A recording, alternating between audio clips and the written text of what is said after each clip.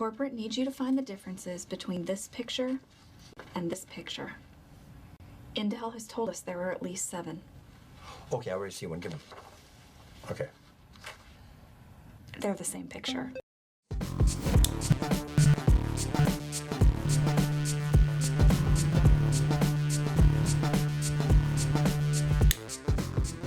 Hello everyone and welcome back to 2Fast2Movie. I'm your host Matt Kime, today with my co-host Jose Quintana.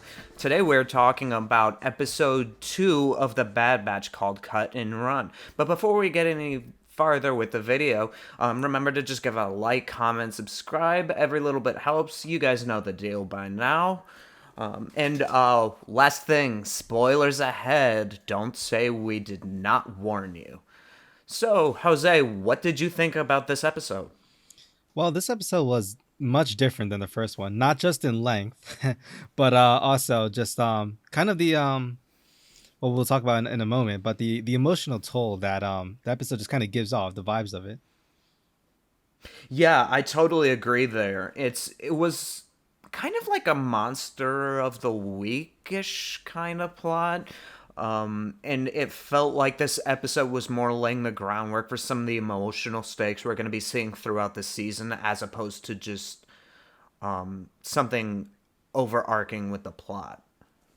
Right. Like from what we've gotten with Mandalorian, which hit an emotional toll almost every other episode or something like that. This is probably showing what not even just what Bad Batch is going to be about or mostly about, but also probably future Star Wars content. Oh yeah, totally. And as opposed to, it didn't really feel like a fetch quest the way that the last season of The Mandalorian did for about 80% of the time. But yeah, let's get into it. So we pick up this episode on the heels of the premiere, where Hunter, Omega, Tech, Echo, and Wrecker have finally reached Sector J-19, more specifically the planet Seleucami, one of the sites of the battles early on in the Clone Wars. They link up with former clone trooper turned deserter Cut Lawquane, a man who deserted early on in the Clone Wars because he wanted to start and raise his own family, and thus has been relatively untouched by the war. They reach Lawquane's farm only to realize that Captain Rex beat them to the punch by about a day. And so the episode kind of teases you there a little bit. Upon reaching Cut, they realize that Seleucami is no longer safe for neither the family nor for the Bad Batch, as the Empire is starting to restrict things for ordinary citizens in a couple of different ways. The first way is that they're restricting space travel by impounding a lot of vehicles to restrict who can get on and off of various planets. The second thing that they do is that they change over the currency by devaluing the Republican currency, and the biggest obstacle that they find is that all citizens now have to require under these things. All citizens have to register under these things called chain codes, which are basically their version of, I guess it's a more sinister social security kind of setup. It's very Orwellian the way the episode does it. So upon realizing how bad things are starting to get with the Empire, Cut decides to leave with his family. Hunter decides to have Omega go with Cut's family, just to keep her safe, despite the fact that he doesn't really want to let her go, and Omega definitely doesn't want to go. They sneak into town to try and sneak Cut's family onto a transport off the planet, and after a brief firefight, Cut's family is able to successfully evacuate, but not before Omega sneaks back to return with the Bad Batch. The end of the episode has Hunter and Omega having a heart-to-heart, realizing that they want to stick by each other's side. Very emotional ending, honestly. Like, it just, well, I wouldn't say it hits you out of nowhere, but it was something that could have been that was kind of expected, but at the same time it just hit you. Yeah, no, it was, honestly, it's like I'm getting kind of Last of Us vibes in like a very, very like weird way. Does that like do you see what I'm drawing at here? Yeah, I definitely see that, and I can totally feel those same vibes as well. Because there's like, I mean, technically the clones all refer to each other as brothers, and now I guess that there's a female one like brother and sister, but it's definitely that father-daughter bond that's developing with Hunter, which is something I don't think, especially he didn't expect to happen. Yeah, that's definitely something that that really did come out of nowhere, and it's almost kind of a refreshing thing to see. I don't know if there was really a father-daughter moment in Star Wars history. Vader torturing Leia. No? Yeah, that's a good point. I think with as far as that goes, I think it was really smart to use Cut, which oh my god, I can't believe I didn't think of him in the last episode. I agree. I mean, to be fair, he was only in like 2 episodes early on in the Clone Wars run, so if you haven't seen this show in a while, that's not one of the series of episodes you're going to remember. But the intelligent thing about using Cut is that Cut is always used as a foil for whomever the main clone character is. So with the first time he appeared, it was Rex, who was like this regimented military man, and by meeting Cut, he finds a different way of living. So those two ideas are juxtaposed with each other. And this time, you see how Cut approaches being a parent, while Hunter, who has kind of had that role pushed onto him, is still finding his way. Right. And it's very intriguing to see that not only has the planet been a complete 180 since we last saw it, but also that Cut was considering and managed to succeed in getting his family out. Yeah, so there was a rumor on the internet that this episode was going to take some really, really dark turns. Like, the rumor held, and I think this was like 4chan or Reddit or something. It came from one of the boards that they would meet up with Cut. They would try to get off the planet, but Crosshair would show up, and in the ensuing firefight, one or both of Cut's kids would have gotten shot. And oof, I'm just glad that didn't happen. Jeez, that would have been very dark. Holy shit. Yeah, I mean, to be fair, like, Filoni's never been afraid of pulling those kinds of punches, but this isn't Game of Thrones, you know? Right. You can only kill so many kids in so many shows, apparently. I think Star Wars has used up its kid killing quota. Actually, yeah, you're not wrong at all. But let's go back to Rex for a bit, because when Cut mentions that Rex saw him the previous day, this was a person that we had a small bit of talk last episode that's who the Bad Batch was seeing, but it was more like they had the same idea. Yeah, because the last time we saw Rex, he and Ahsoka were the only survivors of the crash at the end of season 7.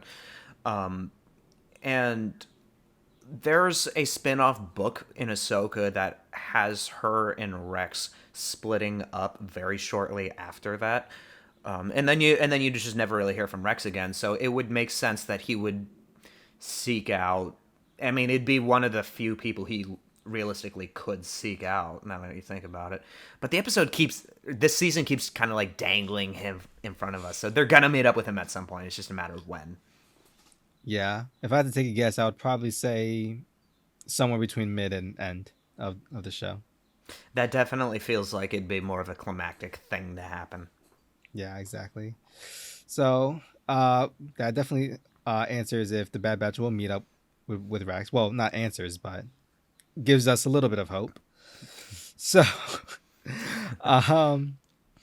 now with Cut and Hunter, those two, to me, they kind of gave off a bit of a brothership vibe, while the rest of the team was getting themselves together to help with Cut getting the, what was it called? The codes? Chain codes. Right. Chain codes together for his family. And was it them that discussed if Omega should go with them, or was it a Hunter decision all alone? I forgot. I think it was Hunter who talked Cut into it, who agreed, because it's on the face value of it, the Bad Batch is no place for a child. So it's not like on the face of it the wrong decision to do. It's the hard emotional decision to make that I don't think anybody wanted to go through with, which is why the episode ended the way that it did. Right, and you can definitely see throughout the episode that Hunter was very much not willing to let Omega just leave them like that, or rather, he let her go and stuff like that. Especially when the ship was getting impound, he was like freaking out the fact that she was still on the ship and all that. That was a great moment. This episode was actually like pretty suspenseful, especially once they intentionally got impounded and then realized that she was on the ship still. That was a great sequence. Yeah, I really like that part too. And then I think another favorite part of mine was how throughout the past few minutes they talk about, hey, we can't blast our way out of here, and then in the end they blast their way out of it. Star Wars, people. Yeah. Well, I also think part of it's like that they're unwilling to open fire on other clones. Because you saw something like that with Rex, and to be fair, it was Rex's own unit that he had to fight off. But it wouldn't shock me if that's where some of the reluctance comes from. Yeah, definitely. So one of the questions I had for you, Matt, was, well, for your knowledge of Star Wars and all that. In this moment of the timeline, how would you say the Empire's effect with the clones is going about it? You mean like their psychological makeup at the moment? Yeah, pretty much. I don't know, because the original canon was fairly different than the Disney timeline, because the original canon there weren't any like implants or anything. It was just there were a series of executive orders that went like 1 to 100, and 66 just happened to be in case the Jedi do this thing, shoot them. The funny thing is, I think there was like an Order 65 where it was the same thing but reversed. So if Order 65 was executed, they'd have shot Palpatine. I need to like check my sourcing on that one, but I'm fairly certain that was one of the actual orders. And it wasn't like this like Manchurian candidate like brain control thing. And so there were a lot of stories in the original canon about clones who had bonded so much with their Jedi that they just said, no, fuck this, I'm not following this order. And you kind of see that a little bit here, especially with Rex, who was able to hold out long enough to help Ahsoka. But it also kind of seems like their personalities have just been completely overwritten still. Or the ones who are following the orders, at least. Yeah. One of the main reasons why I wanted to ask you that, because near the end of the episode, one of the clones almost notices Cut. Well, notices, but almost gets him caught. But because of the blaster shootout, he just let him go because they had to immediately rush to the scene. And as kind of a novice Star Wars fan of me, I am, it's almost like that specific clone who almost recognized Cut was not necessarily changing his personality, but also like just, I guess, being aware of the situation, maybe, as best way to word it. I don't know, because it looked like he realized that that guy looked kind of like all the other clones, but didn't have the time to investigate any further. So it's hard to say, because again, he didn't have his helmet on, so it was hard to read what was going on there. But it definitely feels like they just feel kind of robotic at the moment. And it's kind of sad to see, because the Clone Wars made such a big point to humanize literally every single clone, that it's kind of sad to see that they're all just being controlled the way they are. Yeah, I think that's just kind of probably the sad ordeal of being a clone, in my opinion. And you find out later in Rebels that the clone army eventually got decommissioned fairly quickly, and then they all just kind of got tossed to the side and then forgotten about. And then you don't really ever hear what happens to them after that. Oh yeah. Still gotta watch Rebels, by the way. We'll get to it. I'll get to it eventually. All right. So the building, though, because another thing I think we mentioned again on the last episode was how Star Wars has this really nice world building, and with the Empire taking over now, and like we see in this episode, they restrict a lot of things. They limit transportation. It's almost getting out of hand and just getting really insane. Yeah, I mean, the genocide that kicked the entire thing off, notwithstanding. Um, yeah, that was one of the things I really enjoyed about seeing this episode was seeing some of the like ways that the Empire tightened control to the point to where it is the way it is when we started the saga, you know? So things like changing over the currency. I liked that detail because there was a couple of plot lines in the original Clone Wars show about how there were several orchestrated crises with the banking, like the people who were in charge of like the centralized banking for the Republic. And there was a season 6 arc, I think, where the separatists and the Republicans are fighting over control of the banks, and the only thing that results from that is that the people who run the banks all get killed, and then Palpatine kind of takes it over from there. And so between that, restricting space travel, forcing everybody to register under this like chain code system, it was interesting to see. Yeah, it. I was almost gonna say it lightened up the world for me, but that bad choice of words for me.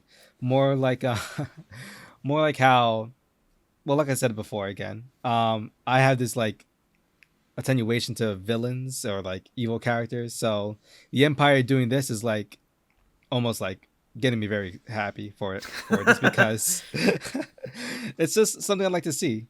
So it's definitely well, it's definitely a terrible thing to happen in the world of Star Wars, but I guess I would probably end up being a clone if that was the case.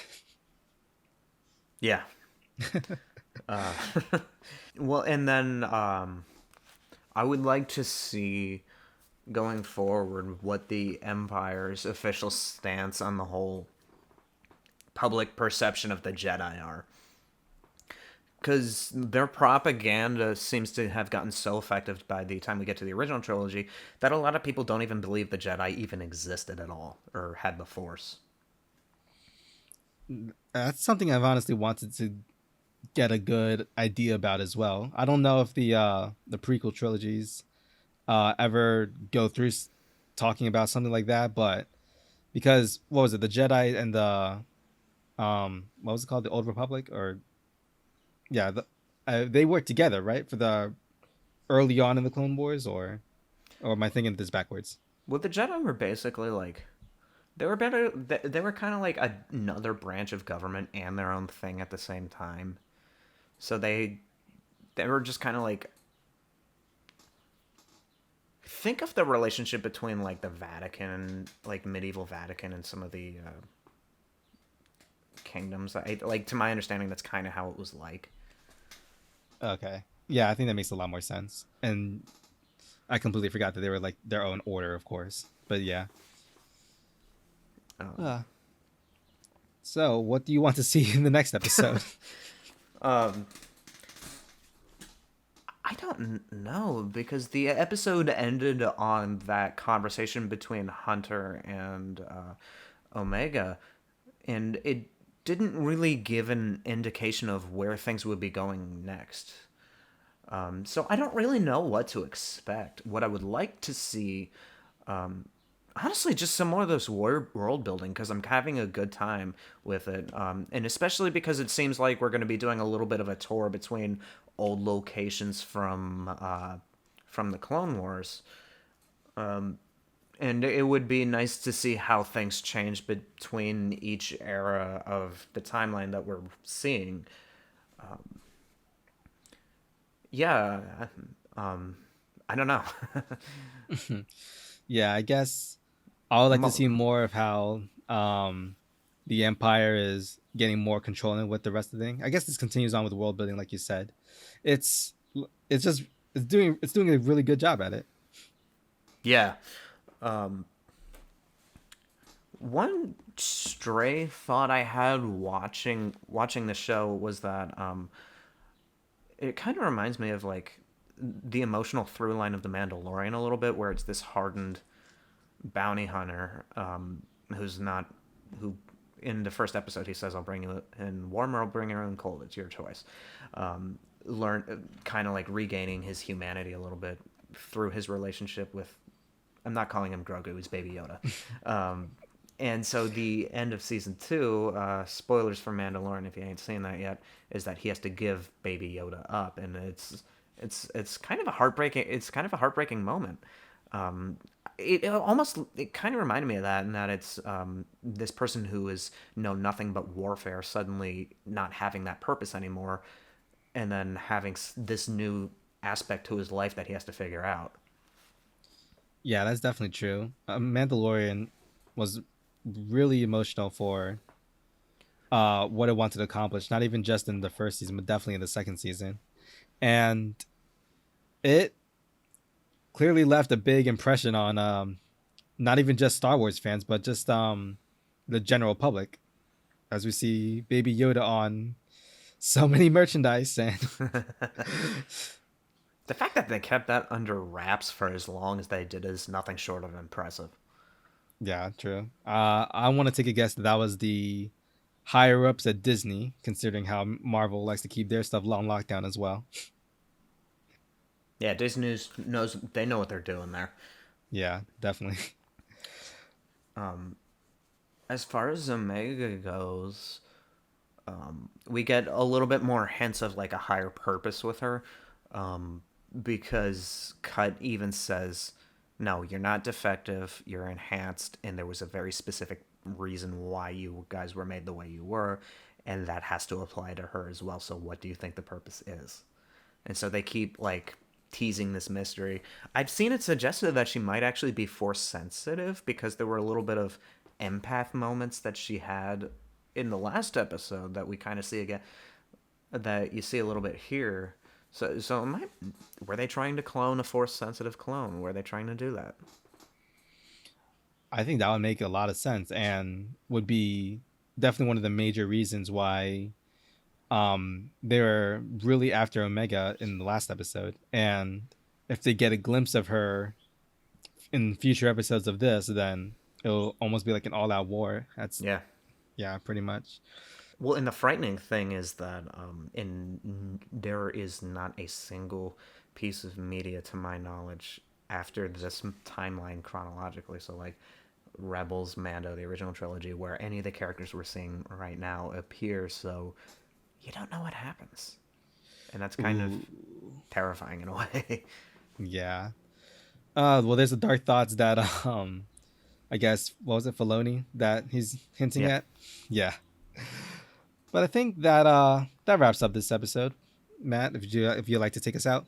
Yeah, no, this was another great episode. I really enjoyed myself, and I can't wait to watch it next week. Thank you, everybody, for tuning in. Be sure to like, comment, subscribe, hit that little bell for notifications. You know what to do from there. We recently wrapped up on covering Falcon and the Winter Soldier, Invincible, and we're also still going to be covering Attack on Titan when that returns, and My Hero when they decide to do interesting things again, as well as just talking about any movie under the sun on our franchise review podcast, Return of the Movie. We also have other shows in the commentary and comedy world, including Interview Philly, which has recently been playing well in a couple of film festivals and was recently a finalist in the Independent Shorts Awards. And so go check that out. And hey, it's 2Fast2Movie.